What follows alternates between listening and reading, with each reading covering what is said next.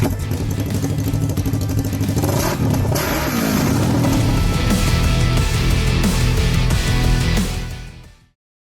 everyone, this is my 2026 endurance car. We're running it in the Ultra 4 series, like the East Coast area.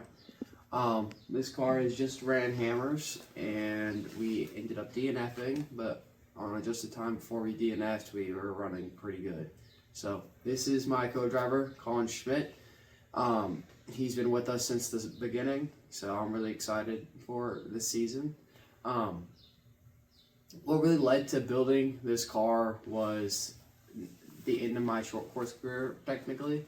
We were coming to the end of one of the races and my transmission went out, and just the race prior we had to rebuild it all. So we just gave up with that. We ended up just pivoting straight to endurance racing. So really big difference from short course to endurance. I was really excited to do it, and I've enjoyed it a lot more than I have my entirety of short course.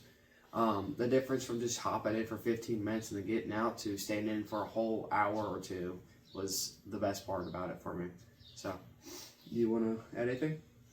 Yeah, I mean, I can kind of, fill in even a little bit of the gap. So, obviously, last summer with the transmission having a second issue, Quentin's father and I kind of talked and we said, you know what, I think it's time to finally take on the challenge that is Ultra 4 and King of the Hammers. And we pretty much pivoted and went entirely in building this car as you see right behind us. And I know Quentin's kind of filled you in on some of the build dialogue from the last couple of weeks prior to leaving for Hammers, but I don't think it was anywhere near as a challenge as we all expected. I mean, it was, just so everybody's aware, I mean, this car ran for the first time good, and when I say good, I mean good, pulling it onto the trailer. So if that says anything, I mean, it was definitely a steep challenge for us, but I mean, I wouldn't have changed it for the world. And we'll go into a little bit more detail about some challenges we had while we were out there, but it kind of all made it worth it. Obviously, it made it even more painful when, we ultimately had to DNF, but it also made everything else before that so much better because we were overcoming everything that a lot of people said we couldn't do. There were a lot of people that doubted that we were going to be able to make that race on time, that we were going to have a car that ran on time, and that we were going to be capable of racing the car on time. And we pretty much overcame every one of those challenges. So, for everybody out there that helped us get there, and, Quentin, I'll let you thank everybody that has really been a big help for us, but we really appreciate it. And it was a chance of a lifetime, and we hope to extend that throughout the rest of this year as we push on through the Ultra 4 Central Series, and we're going to be looking to take the top of the title for our class. So that's our goal for this year. A lot of big contributors for this car have been some of our closest friends throughout my whole career. One of our buddies over at Off-Road Armor, MRT Tires, Muscle Wheels, CA Tech Technologies, Simpson Race Products, Ultimax Belts, and CW Motorsports. They helped a lot with this motor. It never failed with us. FK Roddins held up just amazing. Rugged Radios, the radios were perfect. We got it tuned while we were out there, and we came out for the next day of pre-running, and it sounded way better. Black Ops Machine for our knuckles, even as much abuse as I was putting it through for how close I was to them rocks, they just held up. It was amazing. King's Coating for helping us with sanding the car down so we didn't have to do that. Jace Firewood and Mulch by helping us every year with a little bit of money here and there. Helps a lot. GG Lighting with our halogens and just our lights all around. Helped amazing. We could see through the dust anywhere we went. It was amazing. 6 Mile Slow, that's their company. They helped a lot. They just were on the car constantly. The biggest help we could have had. Wolf Racing, our buddy over, like Paul Wolf himself, he gave us a whole power steering unit and helped us with a couple boost tubes. So that was real good.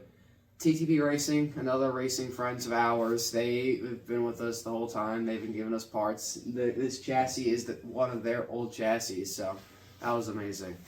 JB School Graphics, my dad and my mom, as always, they've been with you literally since the start of my whole career. So I have nothing bad to say about them. They've helped me a lot. Black Flag, they came to us literally as we got the hammers. They handed us a couple drink pouches and all that, and we loved them. We've been running our mango flavored. We run a couple bottles of that in our bag that we have in the car, and they've stayed cool the whole time and tasted amazing. They've helped a lot keep my energy up while we're out pre-running, so I could just check everything. And lastly, Fast Boot and Nordic Industries. They've helped a lot. I never had a boot fail. The only time my axles ever really had a problem was when the two ball joints failed on us and it ended up wrapping the axle all up. So that's not on them at all. So yeah, that's about it. Thank you everyone for helping me so far. So Quentin, what do you think was the biggest transition between short course and going endurance racing, especially starting your first race as King of the Hammers? The biggest difference was just the pre-running aspect of it. I usually only ever practice once a race weekend, or even never sometimes, because we just get out there. We don't really want to tear the car up before qualifying or the race or the heat or any of that. So going out there pre-running constantly gave me so much more seat time than I ever expected, and it was just the most fun I've ever had. What I really enjoy is just being in the car. So even just putzing around through the rocks, just checking a little everything was the most fun I've had in a long time. Definitely. I know not every race will be like this. We're staying out there for almost 2 weeks. I was only immersed in the racing. There was no other distractions. There was no driving out there after school, coming back the next day for school as well. It was just, I stay out there and I'm out there for forever. So it was amazing. Also, just driving at that speed, we were hovering around 60 to 70 miles per hour the whole race, and it was just, doing that constantly was crazy to me, because compared to short course where I'm constantly speeding up, slowing down, just staying at that speed was just so much more fun, because I was constantly on the edge of trying not to mess up. So what was the highest speed you reached out in the desert areas? Before the race, because of the ball joint failure, we couldn't really go that fast. So during pre-running, we found this one desert section that I was like, screw it, may as well. We ended up probably doing about 80 to 90 mile an hour, and we hit this weird kicker all of a sudden. The rear end picked up like this, and we rode about that for 100 feet, and it just sat back down amazing. So the car can get up to the speed. I'm still getting used to it. So.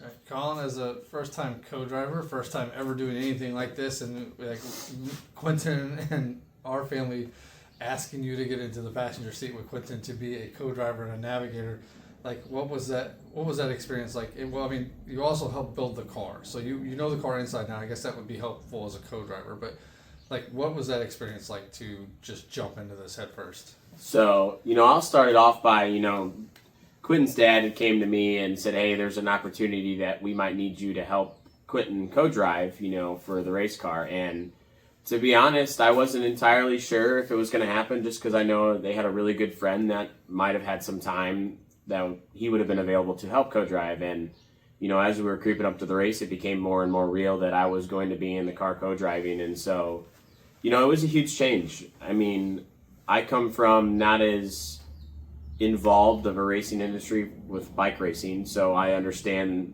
the stress. I understand the aspect of you are there to race. Your mind is nothing but racing, but I've never sat in the passenger seat or sat idle but still been in at that level of intensity. So to be frank, and Quentin can hear this because I don't know if I've told him personally, but I was struggling a lot, especially the first couple of days that we were out there, just getting comfortable not being in control and having to trust in your driver. And I've never short course raced before, so just so everybody's aware, I've never been in a race some sort of off-road race car, so this is completely new territory for me. So just getting comfortable, understanding how a car is going to react, going over jumps, going through whoops, stepping out, and him catching control of it, that is all new to me. So Quentin can attest, the first couple days were definitely touchy and go, just getting used to it. But once I gained all the trust that I needed in him, it was a complete pivot, because now I'm not worrying about how is the car doing, because obviously having my hands on the car throughout the entire process, you're so worried about making sure the car is still together for race day.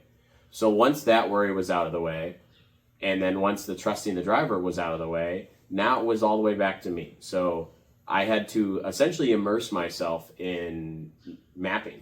in pre-running. And yes, I didn't go to classes while we were at Hammers. I didn't, speak too much with some people about how to map. It pretty much just was a fully inversion of reading everything that Lead Nav had to offer and understanding how their system works, how to use it, and then just getting comfortable with it. And it was quite the challenge. I mean, I think for the first 5-6 nights that we were out in the desert, I think I fell asleep on the iPad every night when we get home from pre-running. But once I got the hang of it, it was everything I needed. I mean, my goal as a co-driver, as I understand it, and it might be different from some others, but my goal is to keep him safe and to ensure that he can drive to his fullest ability without having to worry about all of the outside elements interacting with him. So, I am his second set of eyes and ears, and I just would have to say it, not understanding how to be a wheelman, it was probably the most fun I've ever had, and definitely has me excited to take on this challenge this year and get better about it, because I'm not going to be a perfect co-driver anytime soon, but we're working on getting there. And the chemistry that Quentin and I had while we were out at Hammers is really what worked perfect. I mean, we pretty much talked the entire time, whether we were blitzing through the whoops or whether we weren't now. Weren't talking when we were blitzing through the whoops, so that way we could all keep our tongues. However, we talked, and I don't think one time did him and I bark at each other, which probably means we haven't found the limit of our chemistry yet, which is, I'm sure it will come. But the fact that it just worked that good out of the box is really going to set up a good year ahead of ourselves. Okay, Quentin, so when we were building the car, did you ever have it like, are we going to make it, or did you get nervous, or what was the biggest struggle when we were getting this car together to get to Hammers for you? The whole time I was nervous we weren't going to make it. Just seeing it the days before Hammers still tore down to almost bare chassis was scaring me to death. But we ended up pulling through, getting it ready for Hammers. I would say probably the last day or two, everything finally set into me that we were actually going to do this. We were going to make it to Hammers. This has been my dream since I started racing. I've been looking into Hammers the whole time, looking at who's the youngest driver to win, who's the youngest to race, blah, blah, blah, who's the most recent winner. It's always been my obsession to drive at Hammers. And finally going there still feels like a fever dream. I still don't believe that I went there. I still feel like I didn't DNF. So it's just been a whole wave of emotions going there and coming back that I'm still getting used to. Yeah, I know that one time you and I went bombing through the desert, or through the whoops with the general, and you were just like, Dad, thank you so much for bringing me. This is the coolest thing ever. So it was a fun, father-son moment, I guess. I had, and the general does not handle the whoops that good. So it's still fun, though. All right, Colin, I guess the next question would be for you. What were some of the hurdles when we got to Hammers? What did we have to fix on the car? What did we have to do with the car to actually know that this car was ready to go out there and race? Well, so I'll lay it out like this. Every day was a new challenge, certainly. I mean, there was not a day that went by while we were out there, whether we pre-ran or we're just testing and tuning or not. I mean, there was a new thing to fix almost every day. And obviously with being a car that has never been run on a track, really run at all since its rebuild, and still not perfectly running well. I mean, we got there, and the first full day we spent literally doing nothing but flushing fluids, making sure that all of our coolant lines were bled, and finishing up just every loose odd and end, just to make sure that first time out there pre-running, we just don't have parts falling off the car. So that was a full 8-9 hour day of just making sure the car was ready to pre-run. And luckily no apparent problems came out of that, which was great. Obviously the first day being there, you don't want to find some major problem after throwing a car together, and there wasn't any major problems. It pretty much started on day 2. And so day 2, we got out there. We were actually able to make some runs through the whoops and just see how the suspension was cycling, which was phenomenal for being my first time in a car. I thought it was absolute butter, just gliding across every whoop. And once we got settled that the car was ready to go, the third day was going to be our first day of pre-running. And that's when the first probably larger problem came up, which was when we went to fuel the car up to go out and pre-run, which we were hoping to get about 20 miles in that day. We noticed fuel was actually leaking from the car underneath, and so we assumed that, hey, maybe there's a hose clamp. This is the first time the tank's ever been that full. Maybe something's loose on there. Maybe a vent line's plugged and it's pushing fuel back out. Well, come to find out, I guess from day two, just test and tuning through the whoops, we actually had the spring inside the fuel hat pop through the top of the fuel hat and essentially had an open to atmosphere fuel pump. And that started challenge number one.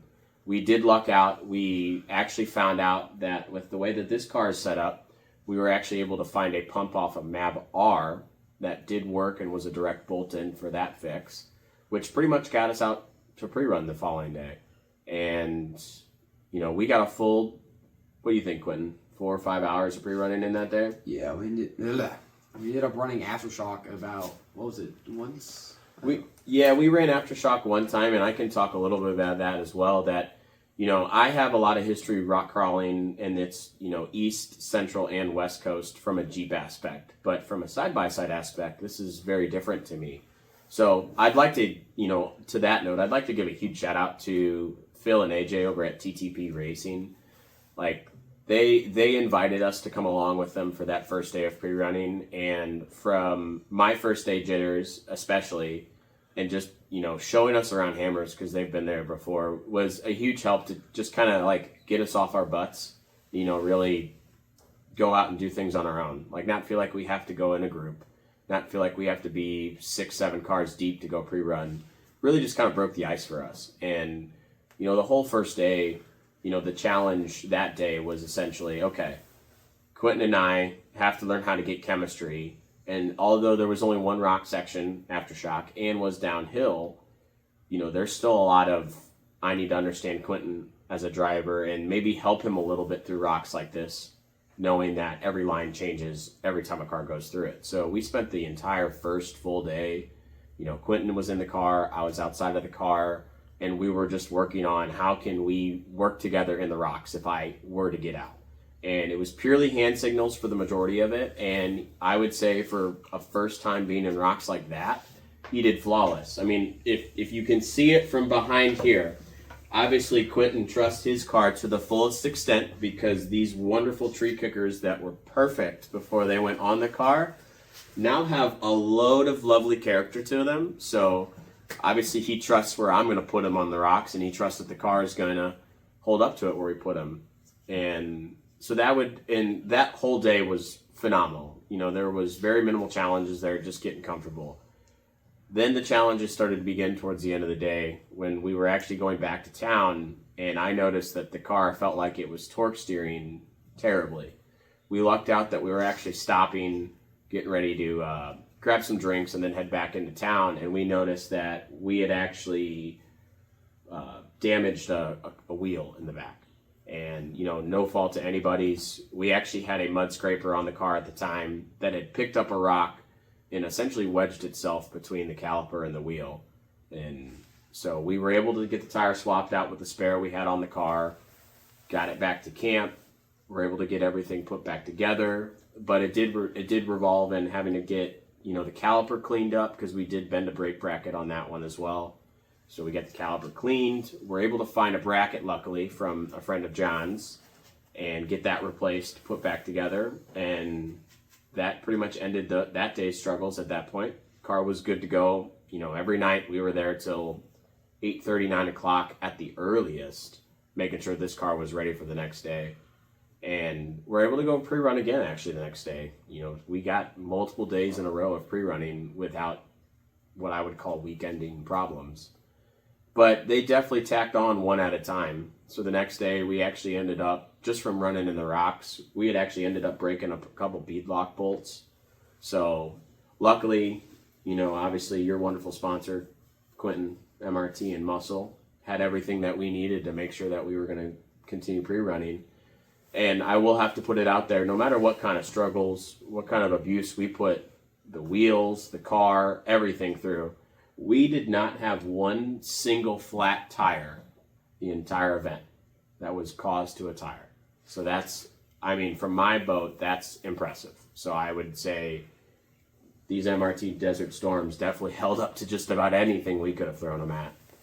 But the real challenge started after about our third day of pre-running, which was come to find out during either pre-running in the desert or pre-running the rocks, we had actually ended up doing quite a bit of damage on the front bulkhead. And that was, what was that, Quentin? 2 days before race day? I think so, yeah. Yeah, and we still had to make tech and contingency. So the double shear kit that we had on, which worked phenomenally, just, took some abuse over time. And luckily we were able to get it patched back up.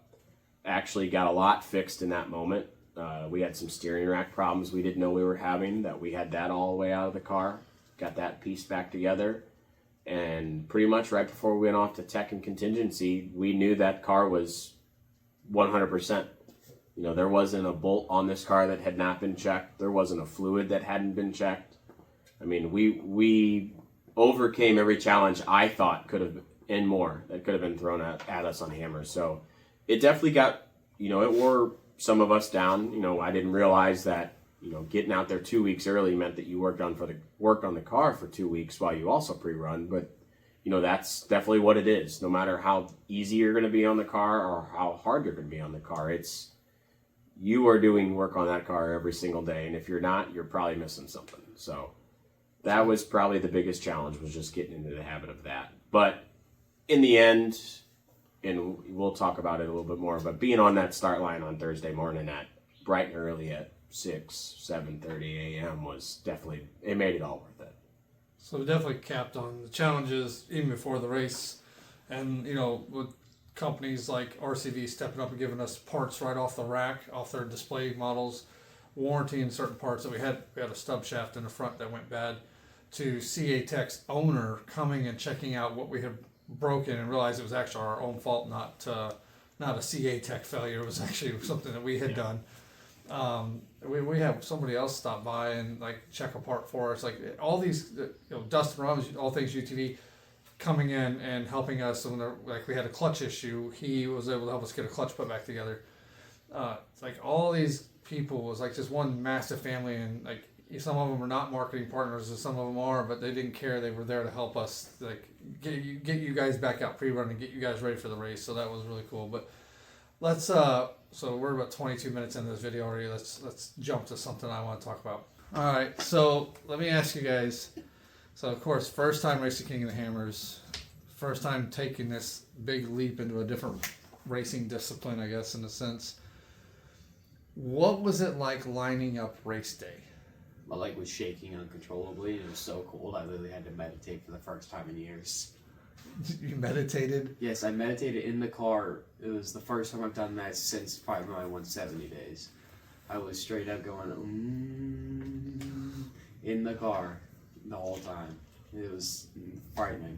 Well, frightening, and you meditated. However, you did want Paralyzer by Finger 11 blasting through the headphones while we were sitting on the start line. So That helped a lot. it definitely helped. For me, I mean, I was more nervous the days leading up to it than I was the day of, honestly. Oh, now you keep the time point Quentin to scoot him over. Oh. There you go. There you go. Yeah, so the days leading up to, honestly, I was probably more nervous than the day of, because just from my past and my racing history with BMX racing, I felt just right back in at home, essentially. The day of, from the minute you wake up, you have to essentially lock in. So, the minute that we got to the trailer in the morning, it was headphones on, getting the race suit on, doing one last check over the car, and then getting in the car. And yeah, my heart was pumping, but honestly, I knew that we had worked really hard all 2 weeks that we were there, essentially, to get to that moment. So, I kept telling him when we were getting up to the line, I was like, we worked our butts off, for a lack of the real term that was used. We worked our butts off for this race, and so let's go take what we worked our butts off for. So I loved it. The adrenaline, I love the feeling of having to completely focus in was awesome. And yeah, it was probably the neatest thing I've ever done, in all honesty. Okay, we gotta give a shout out to a good friend of ours, Jamie Jones, who drove in all the way from Arkansas to help us, who finished the race prep on the car the night before and the morning of. Actually, he went over some other stuff that he wanted to double check, but like I felt like as the crew team and as dad at Quentin, I felt that we definitely had 100% full confidence in this car.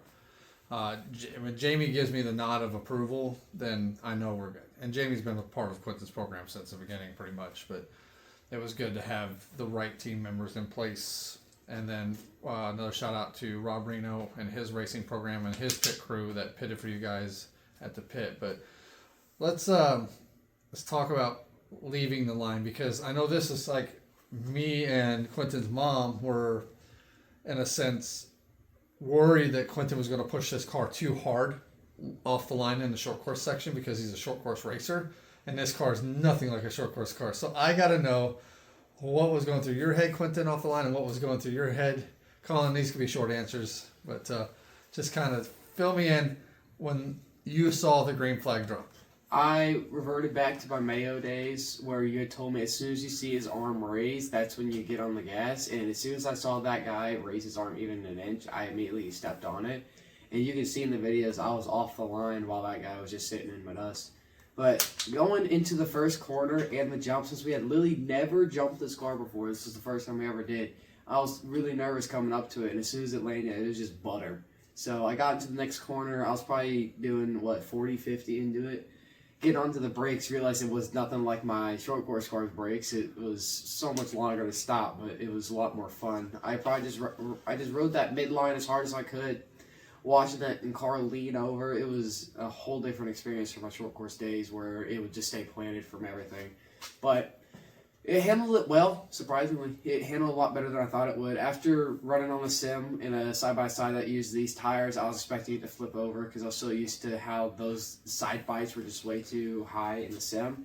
Going into it in real life, the tires were way better. It was just amazing. It gripped wherever I needed it. I hugged the bottom on the next berm just to get out of it as quick as possible, and I never felt the car bite hard. It was, as soon as I got on the gas, it bit where it needed to be, not on the side. So, a whole different experience, but it was real sketchy for the entire time because it's the first time I've ever done it. I guess we'll roll that question over to Colin before we do. Colin was wearing a Reckless Racing shirt, which is a sim group that Quentin and I run with, that we can get some pre-running in on a simulator before you go to the real race. I mean, it's not exactly the same, but it's got some, very like-minded attributes. So go ahead, Colin. What was your thoughts?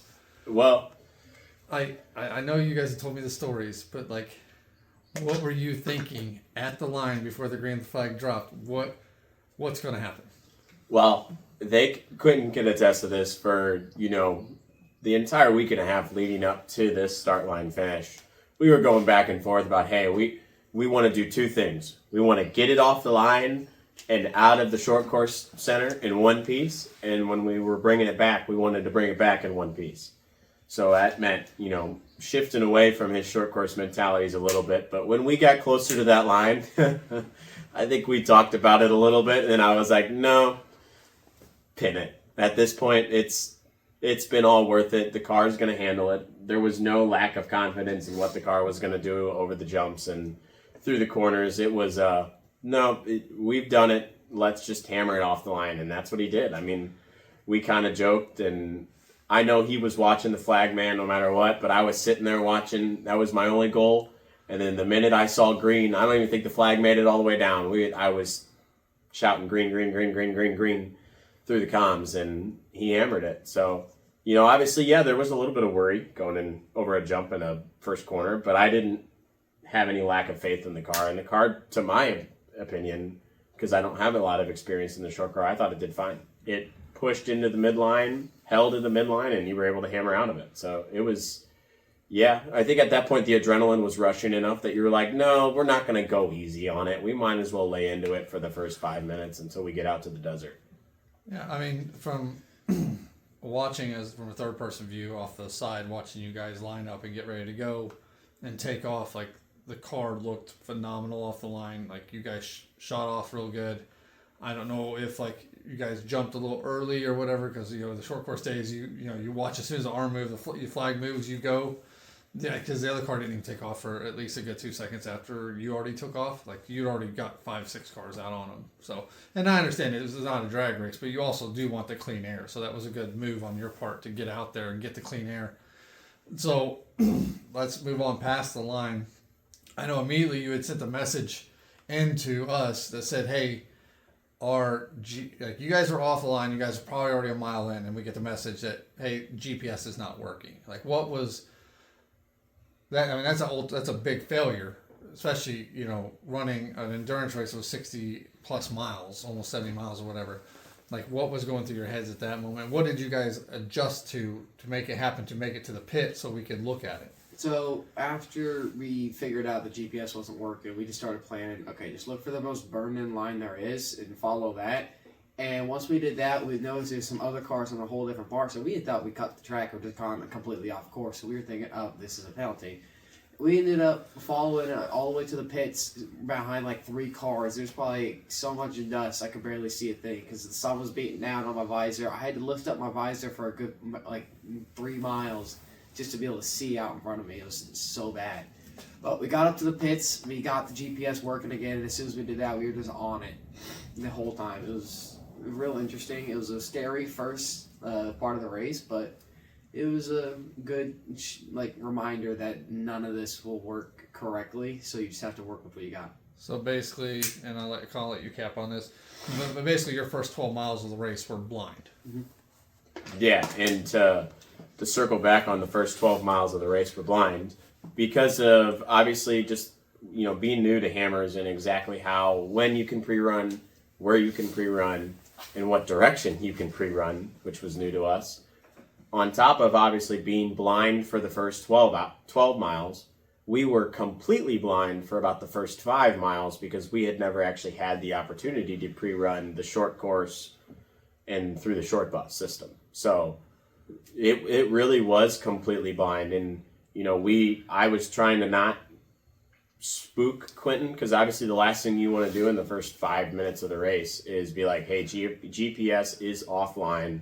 We're flying blind, because that's the last thing you want to do is spook him. So pretty much, him and I had talked a little bit, was like, hey, we're going to just race our race. If we can get up to somebody, we're going to follow somebody and stay in semi-clean air and just use the burned in lines. And funny enough, I went back and looked at a lot of the GPS data, because even though the GPS was not locating exactly where we were, it did still run the route for us. And surprisingly, we actually did stay on race course, which is something that is a little new to me because obviously, following VCPs and RCPs and, obviously race mile markers, I assumed that it was, you die and live by that line. And I guess there's a lot of variance. And I know with a VCP, there's 150 foot that you can go essentially left, right, center of.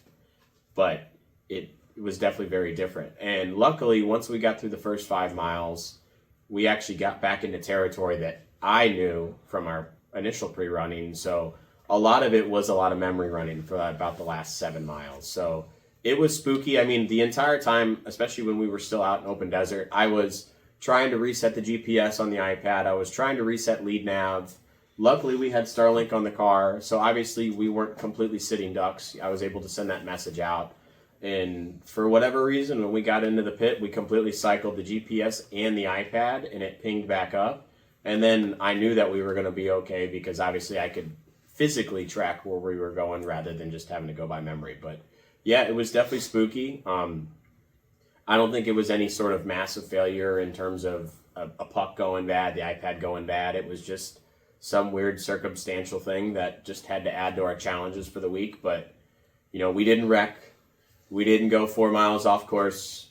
We stayed in the burned-in lines. We weren't losing positions while we were driving blind, essentially. We raced a consistent race because we knew that the rocks were coming up. And then we knew the back half of the track really well. So all we knew is that stay online, don't miss a checkpoint, and keep the car together was all we needed to do until we could get that GPS reset. So the good thing about that is, going back to the data, that there was no penalties. You guys stayed on course, and you guys didn't miss an RCP or VCP or anything like that. But so I know, like, whenever my challenge was, when as soon as you text, because I was in Hammertown at the start line when you guys sent the message, I ended up having to go get the chase rig, and then try to beat you guys out to the pit, the remote pit, which was a challenge in its own, because then, you know, 3 other people wanted to come with me. So, like, we had to get them all 3 round up, go get the pit rig. The pit rig was blocked in, so we had to move, like, fences and gates and stuff to get the pit rig out. And then I had to take myself and 3 other full-grown men and the 4-seat general and blast across the desert to the remote pit, which is a challenge in its own. But we pulled up, and then, so, like, I pulled up at the wrong end of the pit because I had understood the pit layout backwards. And we're sitting there, and I'm walking, and all of a sudden I see an orange car pulling into the pit, and I'm like, holy crap, they're already here. So I go running over, and shout out to Rob Reno's team that was pitting for you, which a great group of guys, absolutely phenomenal. By the time I got to you guys, they were already fueling the car. The funniest moment of that for me is they just got done fueling. They're trying to close the fuel door, and they can't get it to close. I'm like, just rip it off. And so they just ripped the fuel door off, and I jump on the hood of the car, and I'm looking at the GPS puck, and I'm looking at Colin. I'm like, and you're like, I don't know, man. It's not working. I'm like, well, hey, did you try shut the Bluetooth off and turn the Bluetooth back on? And I guess you did something like that, because as soon as you did, the comm link on the GPS puck came up and said it was good, and you're like, we're good, and you guys were out of there. Like, I don't feel like that was a very long pit stop for anybody. Like, that was, I would say, a max maybe 2 minutes. Not even. Yeah, like, those guys were so fast on and ready to go on, and the other guys were walking around the car looking at the car while they were fueling. Like, these guys were on it, and the only thing I had to worry about was hope you guys hopefully get the GPS back up and going. But I mean, as soon as that was up, you guys shot out of there like a rocket. I mean, you guys were gone, and like, we had confidence was severely high at this point. Like, we were questioning the GPS idea, like, oh, did we make a mistake, blah blah blah. But like, when you guys took off, I'm like, okay, we're good. Car looked great, you guys look great. But so, like, fill us in, like, the rest of the race. Like, let's jump straight to the rock trails, and we'll jump into, like, the desert section, and then we'll talk about the actual failure. But so you guys left the pits. The rocks are how far away? Maybe a mile or 2 at most. Okay, so let's talk about you guys going through, like, what you guys planned for the rocks, you know, the pre-run you did in the rocks, and all. Let's talk about this strategy and what actually ended up happening in the rocks. So, leading up to the rocks, we were just holding a consistent 20 to 40 mile an hour according to, like, what the terrain was like if it was more rocky or if it was just more, like, sandy. So, leading up to it, we were just hovering at a good pace, making sure we didn't screw anything up. The burned-in lines were probably about almost a foot deeper than when we ran it, so we were coming in and we were, like, almost at door level for how deep it was. And this is a whole different change, but we had all of our markers set up, so getting into the rocks is pretty easy. We ended up doing about bypass, or 3 bypasses in total while we were there. Yeah, so starting off, you know, the plan was there were 2 key points in the entire rock section that what I would call race enders if you don't plant your car in the absolute perfect position. And that was the leading entrance, which had a massive pinch point rock that ended up putting you in a position to make a hard right 90 to get out of the rocks, and it was just going to be too tight. However, we had ran that section and that line multiple times to be comfortable with it, so we knew we could do it. But we wanted to take at least 2 bypasses, which was the first one that put us into a spot to get around the pinch rock, which really wasn't that difficult. And then we wanted to take the bypass by the waterfall, just so that way we essentially didn't drop down into a rock, which was there the whole entire week we were there, and then, you know, potentially damage the car. And that plan didn't necessarily go accordingly, you know, and, you know, there's a lot that I could honestly have to say there's some blame on me just being comfortable with, you know, what is too much waiting and what is too much I need to just get past these people. Because the first line we pulled up that we had planned to take a bypass, there were 7 or 8 cars stacked up in this bypass. And, you know, in that moment, you're still thinking, okay, we just had a slower pace on the first 12 miles because we had some GPS problems. We had a good pit stop, but we don't necessarily want to put ourselves any further behind as we're moving through this. So I made the decision, you know what, we're going to take the pinch point. And, as we were dropping into the pinch point, I see out of my mirror a car pull off of the bypass and try to follow us through the pinch point. And now the only cars allowed on the bypasses were stock classes in the Youth 1000. So as we get ready to slide and drop down into this pinch point, we get clipped in the right rear corner trying to drop in, and puts us offline into the pinch point. And at that point, if you go forward, there really is no good way out of it without coming out with a broken car. And now we're pinched between two cars. So it was a battle. I mean, we lost probably 5 or 6 minutes at a minimum in that section.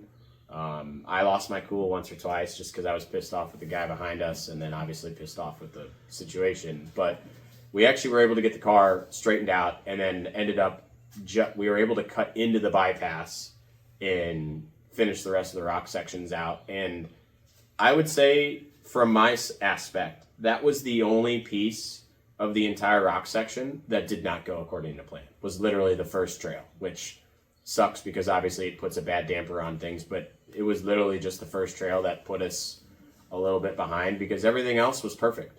We had talked about what lines were going to change and what lines we still wanted to take. And, from my position sitting in the co-driver spot, we essentially cruised through the rock section. There was no brake pedal. There was no, I have to sit and wait for somebody. We were passing cars that were broke down in the rocks left and right.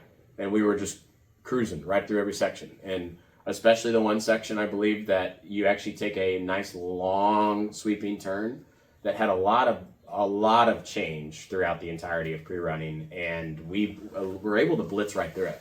I mean, obviously we put the car through its paces to get through there that fast, but nothing that was going to damage the car severely. I mean, we just trusted that, the parts that we have on this car were going to hold up, and they did. And so from my aspect, minus the very first 5 minutes of being in Aftershock, I thought Aftershock went 10,000 times better than I had hoped for.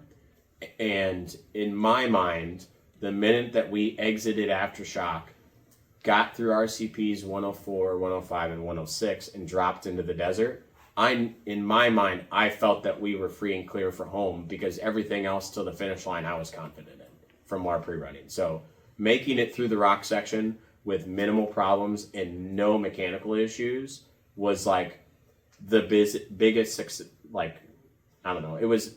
We succeeded in making it through the rock section with no problems, and we're able just to hammer down after that. So that was my point, my view. And everybody knows that Aftershock isn't like the hardest rock trail hammer, so absolutely not. But it's also not like easy, but it's not also. And going down is probably a lot simpler. But a lot of people that I remember talking to, they say they'd rather go up Aftershock versus going down it. So that was a huge, your guys' first time hammers, first time running any type of rocks and hammers. That's huge. And I remember asking you guys, like, did you have to winch, or did you guys have to even lock in the front locker? And you guys didn't even do that. And I know that was a strategy that I was pushing on you guys, like, stay in the car, do not get out of the car unless you absolutely have to, which, you guys worked on that. I said, do not pull winch, do not lock in the locker. Like, find lines that work and run them all and try to get through the rock section as fast as possible. And you guys definitely executed like flawlessly on that part. Is like, just make sure you're not locking in the locker, not rolling winch, because all that kills your time. So you guys were playing the time game. Absolutely. You guys were playing it, and I think you guys played it very well. Let's talk about the desert. I mean, I know not a lot happened in the desert until something really did happen in the desert, but I want to know, what is your first time ever running desert? Both of you, I guess, really. What was the desert like? I've never even ran desert to speak of, so like, what was that like? So in the desert, like, about after the first desert loop, we started noticing problems getting on the power, and all of a sudden it would just jump. Yeah, we'll get to that. Like, talk about actually driving the desert. What was that like? You're passing the bushes and stuff, and we talked about the bushes. Don't hit the bushes, and if you do, send them up. But like, what was it actually like in your mind? Like, how did it feel running through the desert and trying to hold a lot of speed? It's kind of boring, to be honest. The rocks were a lot more fun because I was constantly thinking, but in the desert, I was just zoning out. Because all I had to do was just look forward, trust what he said, remember what we had gone through, and after that, it was kind of just shut my brain off and do what I got to do. It was really just kind of boring. I enjoyed it, but the rocks were fun for me. I really enjoyed the rocks compared to the desert.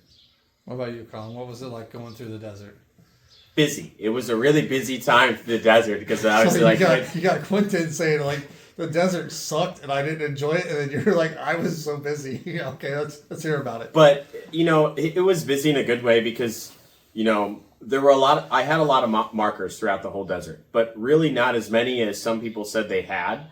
And whether that's because they just have a little bit more information on screen, or they just mark every little thing, because there were a lot of things I didn't mark but were pretty comfortable in. So like there were a couple spots, like I had some key marks that like, hey, we need to stay in the red dirt whenever we get out to the second desert loop on the backside by the military base, just because we had noticed from earlier in the week in pre-running that like, hey, if you're not in the red, you're either in super soft sand that has a lot of washouts in it, or you're in a lot of very sharp slate-like rocks that could cause damage if you're not careful.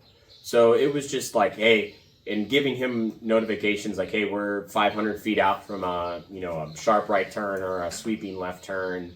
It was just a lot of that. So it was busy, but not terrible. It was just, trying to keep up the best I can and just make sure that obviously he can be bored and just focus on driving the car as fast as he could. But honestly, throughout the whole desert loop, there was a mixture of like monotony, just because you were just reading off your marks and you're not really surrounded by a lot of people, just because of the way that the youth class especially lets off as compared to everybody else. So, the people that were in front of us were probably a good 5 minutes in front of us, but then you're also like intermingling with a few of the, stock and sport classes.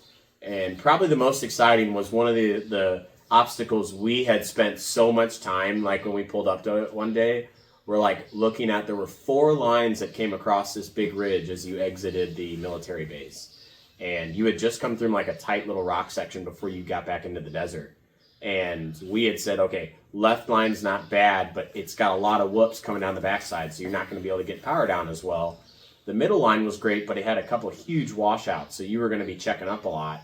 And then there was another lane that was about on par with the far left line, but there was this right line that had a real steep climb up of it and a real steep drop, but it was buttery smooth all the way into the desert. And as we were coming up, we had noticed that there was some dust all around us, and so we figured, okay, so we're getting close to some cars, so we're going to need the visibility tactic. And because of the steep climb, the steep drop off, and it wasn't a drop, it just peaked really hard and came back down, we'd assumed that not a lot of people were going to take that line because it was what you would consider offline because it's so far right. However, it worked out perfect because we were able to come down, hammer it, and we had 1 or 2 cars in front of us. We passed one pretty easily, but then we had another one who was being a little stubborn and jumping across lanes, and I was hitting the push to pass, with yes is the courteous way of doing it. However, finally, we had enough of it, and so I was like, Quentin, I want you to jump 2 lanes over, and we're just going to blitz past them. So literally, as we're on this guy's bumper, we jumped lines, not physically jumped, but we did cross over 2 lines in the sand, and just blitzed right past them. So to me, that was the most fun about desert racing. Was yes, it gets really boring as you're just reading your marks off, but when you do get around somebody, I mean, it's all hands on deck. It's time to figure out a way past this guy, whether we're going to give him 2 bumps. What is it, John? It's 2 honks, 2 bumps, or 2 tons. Yeah. So either they're gonna get 2 honks. If you don't move, you're gonna get 2 bumps. You're gonna tap them in the rear end with your front bumper, and then if that doesn't move, if they still don't move, then they get the whole car weight. They get punted off the course. So yeah, 2 tons. So that was the most exciting for me, because once we passed that, I was like, okay, now we're feeling good. And we hadn't pushed the car hard. There was at no point up to then that we had put ourselves in a vicarious position where we had landed hard, turned hard, hit somebody. It was just clean racing the whole way through, and we were still passing cars, like ones that were A, on track, or ones that were B, off track, because they were fixing something. So my confidence level was high, and my stoke level was high, because obviously we just got to have an on track desert pass. Yeah. So kind of talk about the desert, and the 2-ton thing, by the way, comes from our good friend Bailey Cole over at BC13 Racing. Bailey's a good guy. He's helped us. He even helped you guys with mapping and finding lines and stuff like that. It was really really detailed into the racing program for Hammers. But All right, let's talk about what eventually, we can wrap this video, what eventually led to the DNF. Like, I know because we were at the finish line waiting, like we knew you guys would be in any minute, like, and then we started seeing the first couple of youth racers come in, and I'm like, there's no way that you guys are that far behind these guys. Like, we kind of knew we didn't have you on track or anything like that. We didn't have that, but like I had talked to a couple people that were checking up on you, and some people were sending me screenshots and like saying you guys were doing like really good. And so I mean, assumption that we had and what we could kind of figure out, you guys are technically running second on adjusted time, I think at this point, and like fourth in position, physical position on track, in your guys' class. So talk about what happened and the breakage, or what led up to it. So I know you guys had talked about feeling something strange in the car before it eventually had broke. So I'm pretty sure there's about 30, 40 miles like left in the race. Coming out of the first desert loop, we're about 10 miles into that. We started noticing randomly whenever I would get on the gas above 60, it would start either pulling left or right, and it wasn't consistent enough to tell if it was a flat or like an axle going out. So we just kept on it. We were talking, saying like, we'll lose too much time if we try and fix it. May as well just go until it breaks, or if it doesn't feel as bad as it should, we just run it all the way till it goes. And we held that for all the way until 10 miles left, when we really started noticing it. Like, I really couldn't get above 55 to 60. And then all of a sudden, about 6 miles from the finish, we started noticing like where the end of the race was. We were coming through this little whoop section. We were coming easy, and all of a sudden the front end just dives. And I was out of it. I was kind of just thinking, okay, we're finally almost there. We're almost about to make it. And all of a sudden he starts out, hit the brakes, hit the brakes, hit the brakes, hit the brakes. I'm on it. All of a sudden, just a wave of dust flies up into the cab, and it's just caked in dust. All of a sudden, I get out. I think the shock is blown because it's leaning to that side. We look over, and all of a sudden, it's just buried in sand. We dig it out, and the two ball joints have snapped on us in the front left.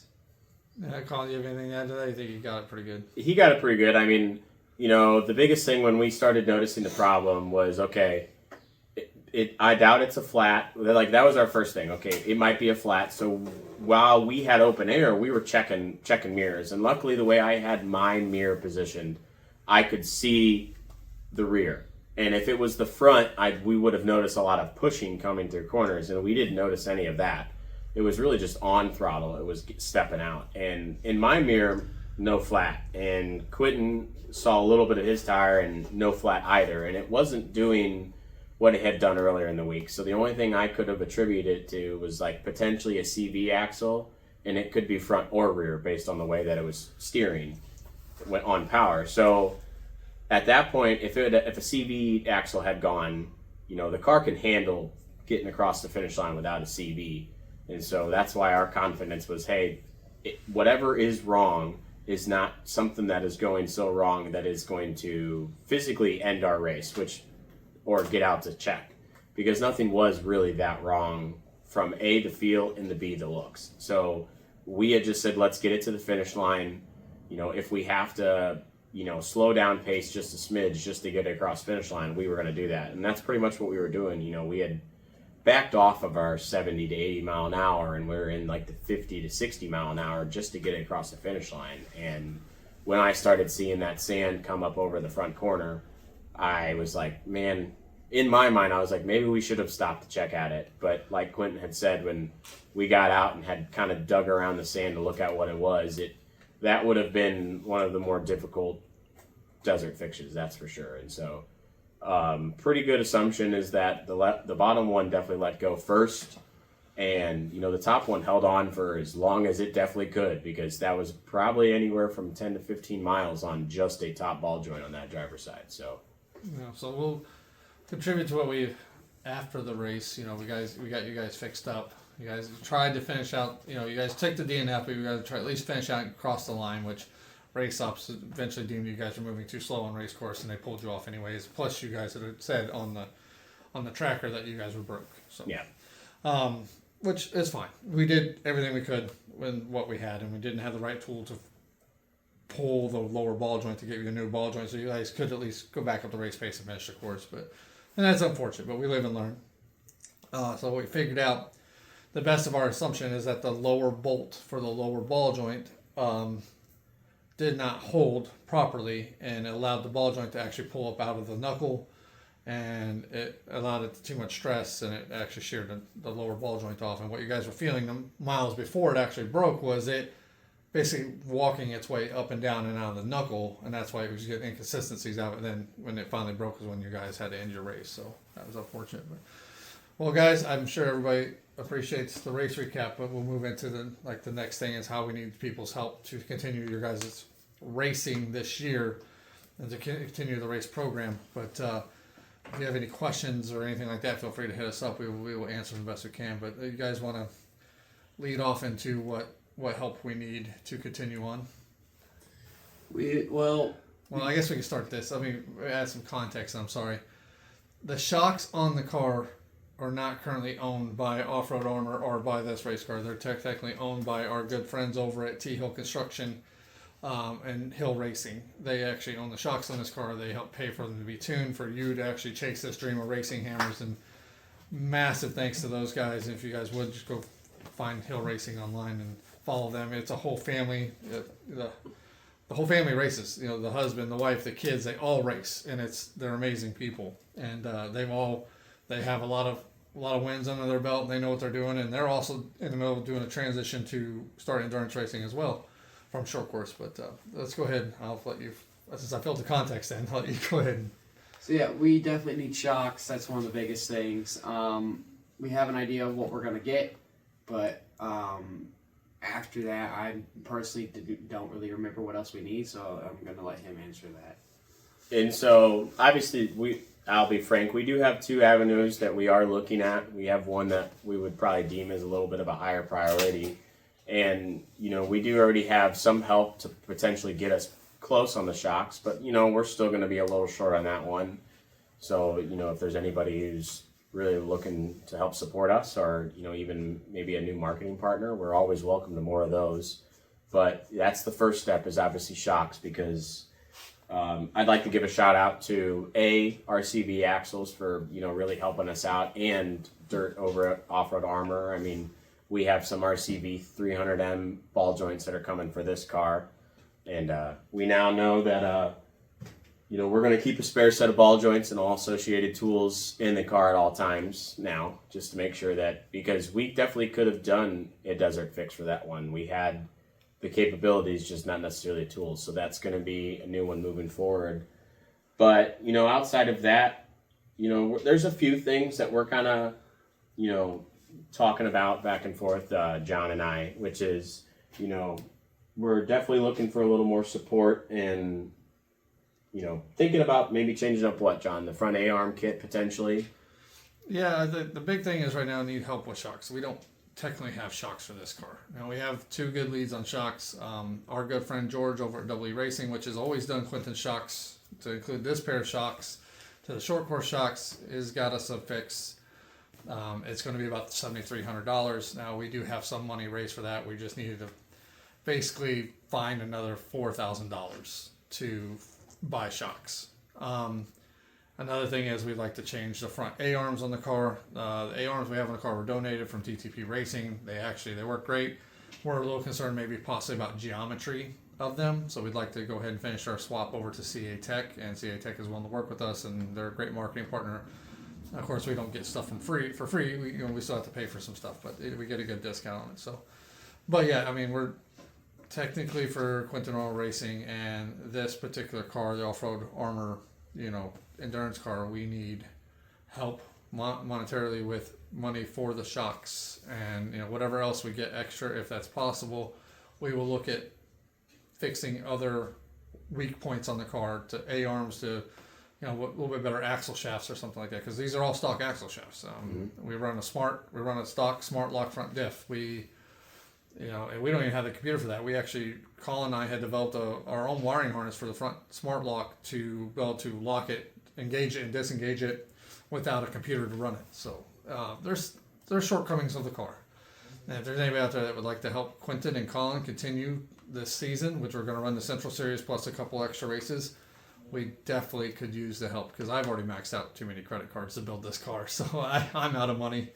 and that's just where we're sitting right now. But we do have a good little chunk already like spoken for that they're wanting to help, but we are still looking for about just to buy the shocks. We're still looking just over $4,000. So, but all right. Well, you guys want any final thoughts? And we do appreciate everybody watching. If you watched this far, appreciate you. But anything else? I mean, other than thanking all the marketing partners you have, like everybody on that car has been phenomenal through this process. Really, no other thoughts than that. I'm really excited for this season.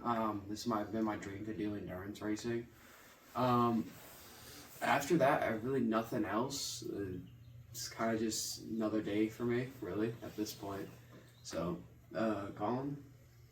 Final thoughts was, Hammers was an eye-opener for what this series can be. And although Hammers is, what I would call one of the most severe races that you're going to see on the Ultra 4 calendar. However, if we can overcome a challenge like that and all the challenges that we overcame to get at least to that start line and have what I would deem as a, small little piece, end us like that is really going to set us up for a good year. So I'm excited to continue to help Quentin out to, even grow as an endurance racer and myself grow as a co-driver and figure out what else I can do more because, this year we are going to be racing the Youth 1000 series, but, next year we're going to be stepping into the big boy class. So we're going to be trying to set this car up for the biggest success that we can this year. So that way next year can just be a growth of that.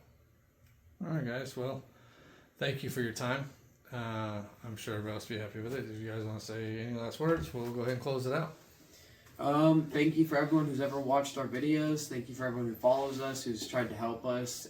Even when we tried to and set up a live stream for y'all right before the race, all the people that subscribe to the YouTube channel, really appreciate it for just trying to help the best you could. But as you know, it kind of fell short. But yeah, there's really nothing else I got to say. I'm just really happy that I get to do this.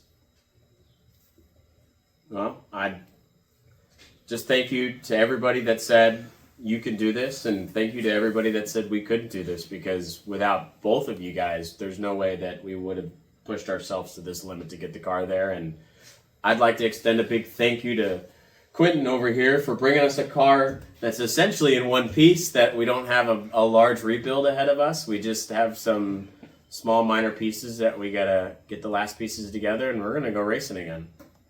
All right, guys. Well, until next time.